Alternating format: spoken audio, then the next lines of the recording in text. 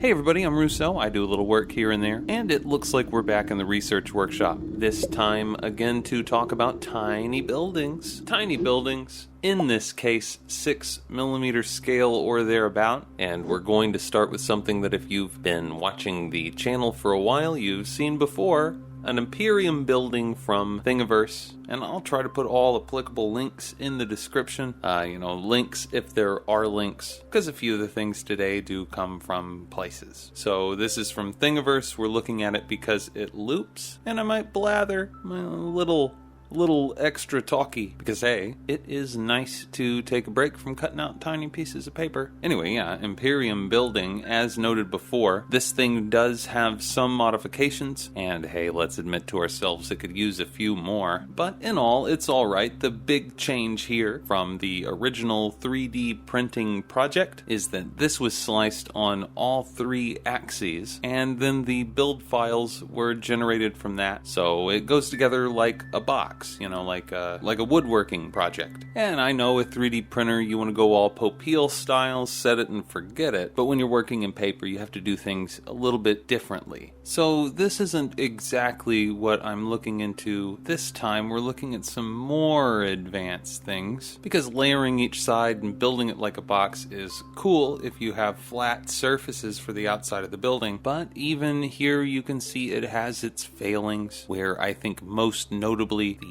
buttresses could use a little bit of work. But yeah, the windows are simple here as well. They're just that single layer, and there are no frames or sills or anything else like that. And that's sort of the thing that we're going to look at in this video. So moving on, the next couple of things we're going to look at are free buildings from GHQ. And GHQ does have a lot of free things, so link in the description, as I said, and you can find those. But this first one is in black and white, and it's a thing that I did a long time ago. It's just got a little extra bit at the top of the roof, and then all of the windows are the same single layer of raised detail. If you turn it around to the side, you can see that I've made all of the doors in set detail, and there are little crossbars that stick up over that. But windows out and doors in is about as much as you have to do, though I will admit that it is not completely realistic. Still, it isn't incredibly difficult to do, and some of the things that we'll look at later are, well, more difficult to do.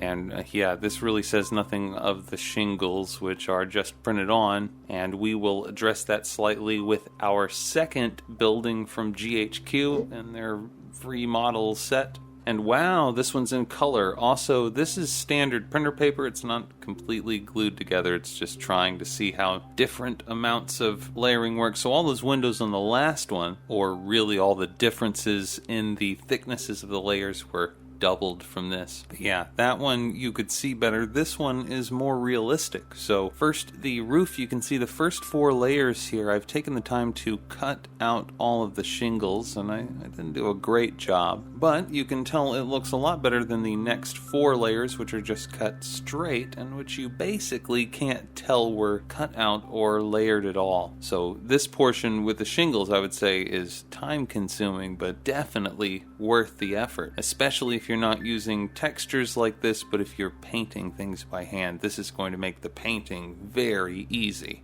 Also notable here is a difference in the construction of the windows and doors, and basically it's just more layers. The paper here is half as thick, so we've got basically twice as many divisions. So frames are raised, sills are raised beyond that, though they could use a little extra depth. And really how many layers you do is up to you, but I would say 3 is probably pretty good, but maybe 4. Like I said, it's up to you. And past that, you probably noticed that I've scratched some detail into the doors. Just the indication of planks or the panels on the door itself. And I have thought about doing this with the roof, but additional experimentation will be required.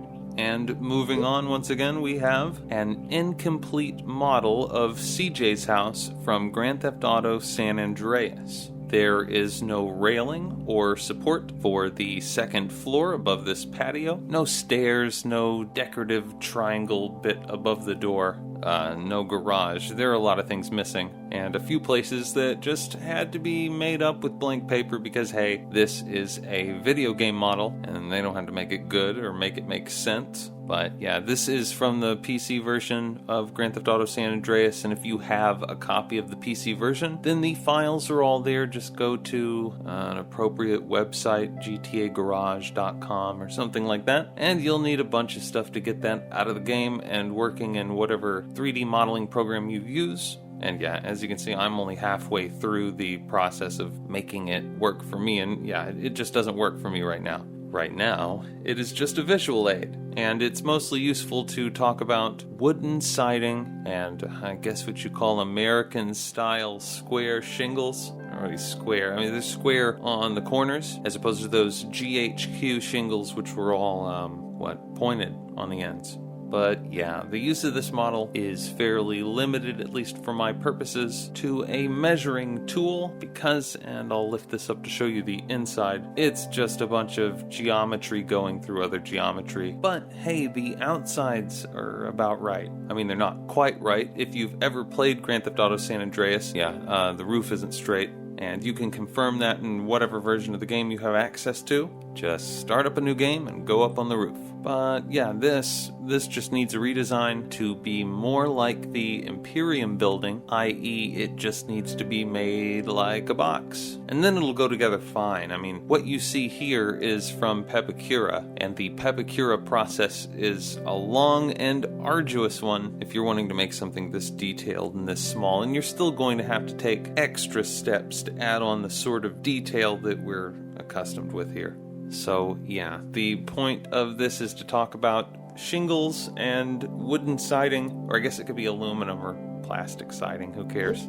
And this represents the first thought that I had, which was to bend, well, a little zigzag. You alternate mountain and valley folds, and then you can get something to overlap, but you have to have an awful lot of extra space, and you have to make these folds very precisely. Otherwise, it's like this, and you end up with uneven layers. And this is just an extra piece of shingle from one of those other buildings. But, ignore the texture. You can look at the back and sort of imagine that is some sort of siding. And yeah, you can do this, and this would work. But you're going to have to do a bit of calculating, which I suppose is fine. That's fine. And, I don't want you to think that you're going to get out of something that is time-consuming if you're going to be using something cheap like this. But that's usually how things go. The cheaper your materials, the more processing they're going to need before they look processed. Yeah, we'll get that out of there and look at this, which honestly looks about the same. Sort of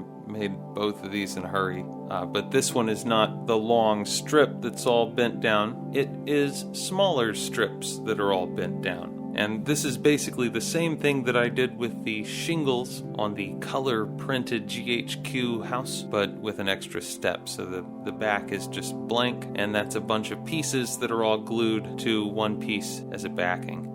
If we can see from the side, it's got a nice sort of siding look to it, and that is because of our extra steps. So I'll get a scrap piece of paper, and we will let it represent one of those pieces that I used. But let's say that this is a blown up version of the texture from the side of CJ's house. And if that were the case, then we will imagine that it represents three slats from the side of his house. So you would make a bunch of these pieces, whatever width you needed each one to be, and each one would be 3 times the height that you needed. Then all you have to do is bend the bottom third of it over to the back side there, and then you glue, starting at the bottom and going up, all of those pieces to your backing material. Then you just got to do edges and whatever other trim work. I mean, I guess go outside if your house has wood siding, look at it, or I keep saying wood siding, but